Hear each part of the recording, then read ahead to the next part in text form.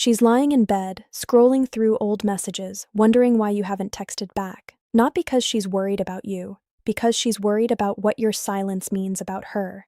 3 days ago, you were available every time she wanted you. Today, nothing, and that nothing is louder than every message you ever sent her. Here's the part that's going to sting a little.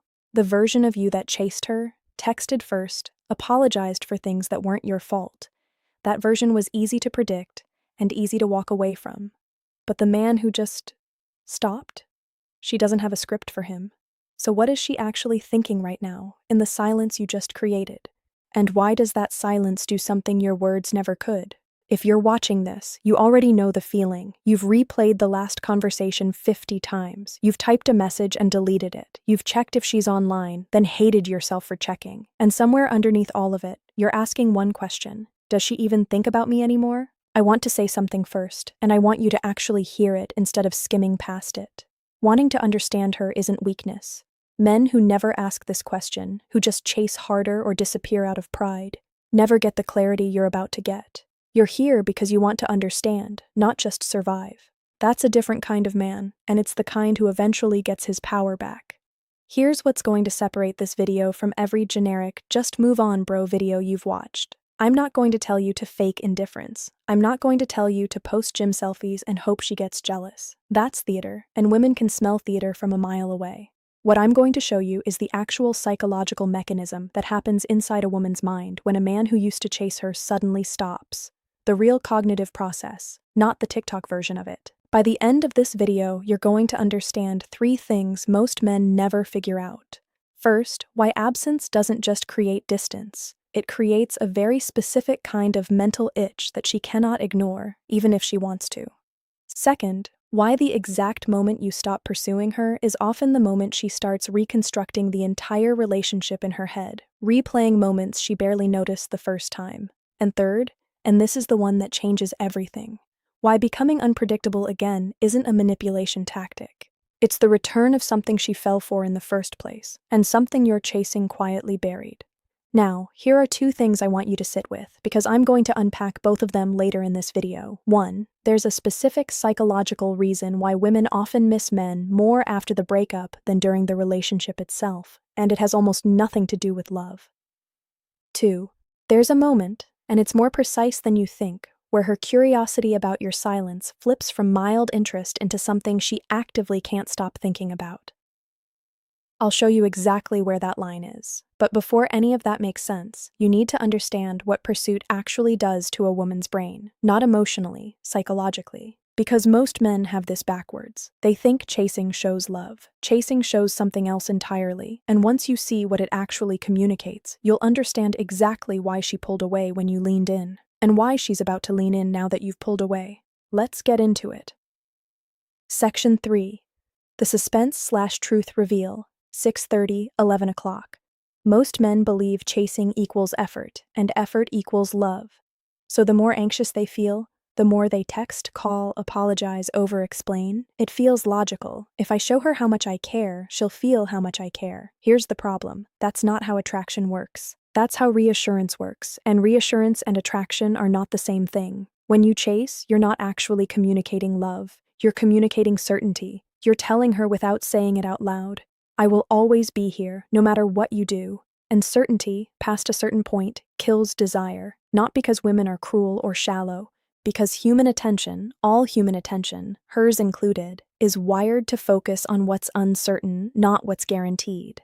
Think about it. You don't check the weather app for a city where it's always sunny. You check it when something might change. Now here's the part nobody tells you. When you stop chasing, you don't just remove the pressure, you remove the certainty. And the second that certainty disappears, her brain does something automatic, something she doesn't consciously choose. It starts running a background process, trying to resolve the uncertainty, because uncertainty about something emotionally significant is uncomfortable to the human mind. Psychologists call this cognitive dissonance, the discomfort of holding 2 conflicting ideas at once.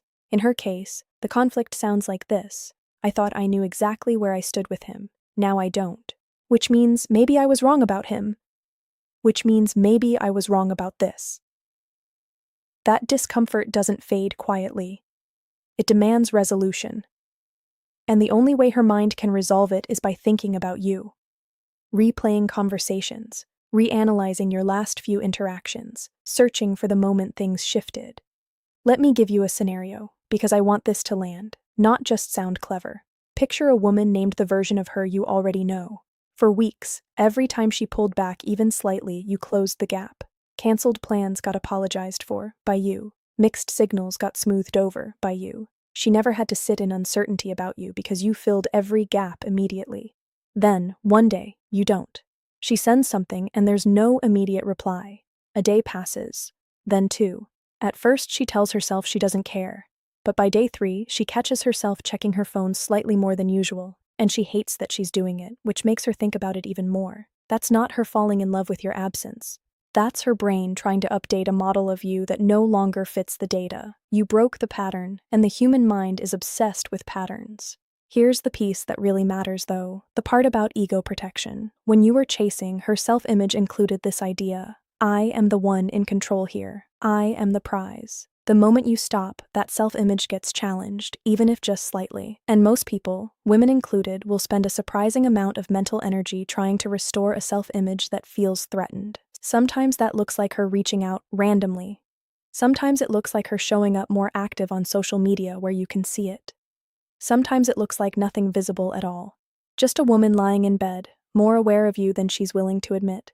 So why do women often miss men more after distance than during the relationship? Because during the relationship, the ego wasn't under threat. She had certainty, so there was nothing to resolve. After you stop chasing, the ego is under threat, and the mind keeps returning to the site of the threat, the same way your tongue keeps finding a sore tooth. This isn't about tricking her. It's about understanding that emotional availability, given without boundaries, becomes background noise.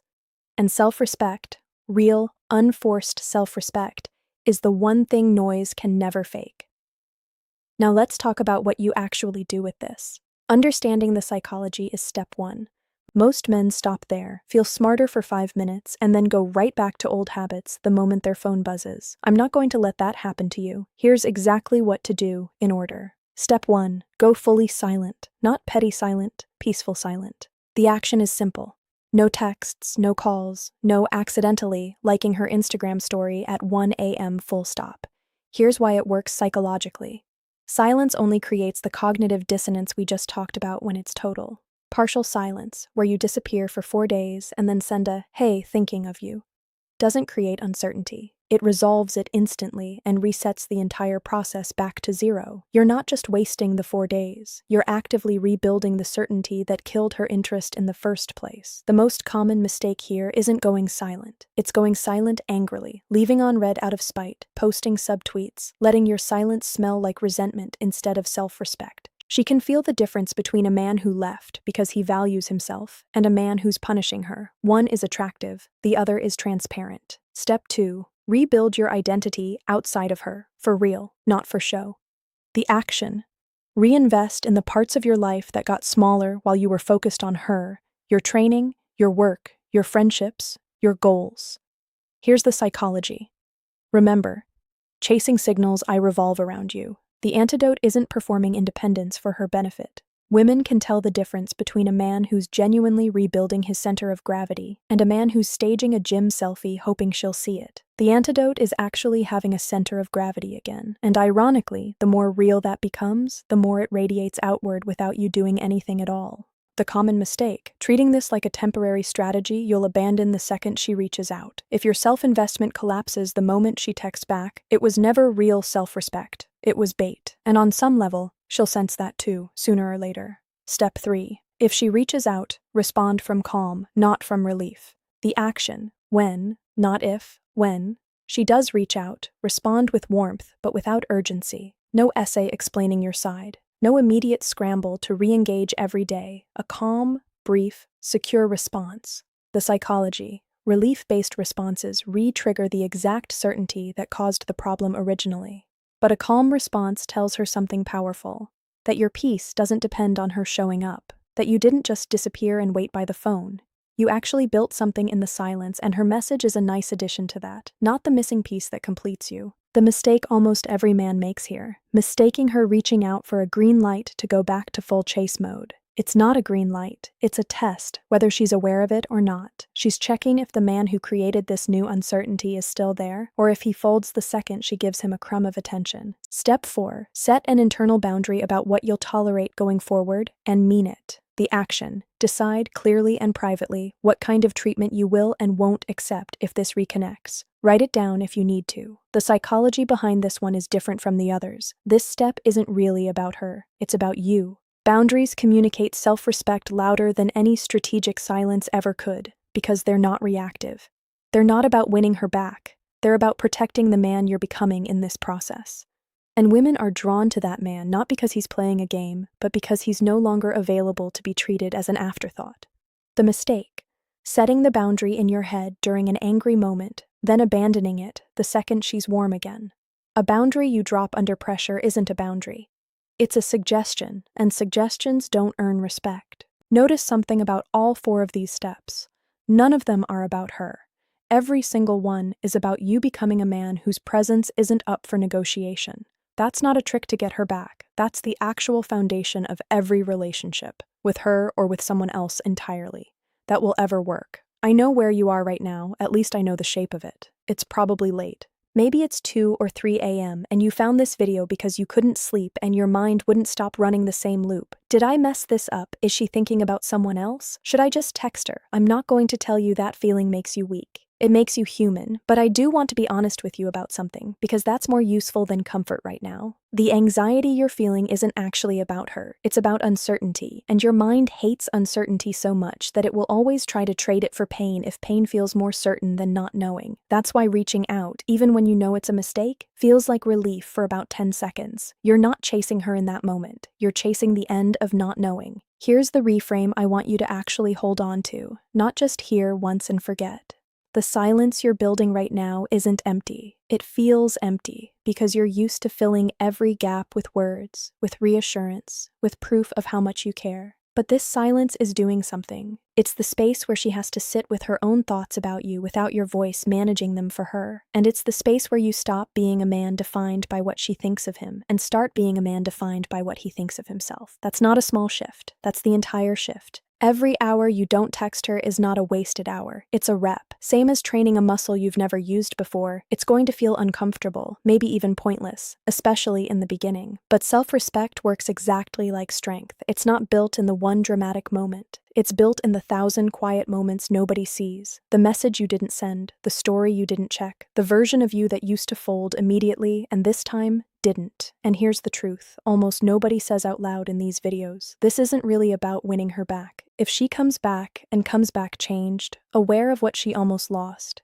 that's a genuine possibility, and everything we covered today makes it more likely. But even if she doesn't, you don't lose. You walk out of this the kind of man who doesn't have to chase anyone to feel like he matters. And that man is rare. That man is the one women eventually chase. So the next time it's 3 a.m. and your thumb is hovering over her name, I want you to remember this. You're not choosing between her and loneliness. You're choosing between the man who needs her silence to break and the man whose peace doesn't depend on anyone breaking it at all. Be that second man, not for her, for you. If this hit something in you, hit subscribe, because I've got more of this coming. The real psychology, not the fluff. And drop a comment below telling me where you are in this process right now. I read every single one, and honestly, half the reason this channel exists is because of what you all share down there. I'll see you in the next one.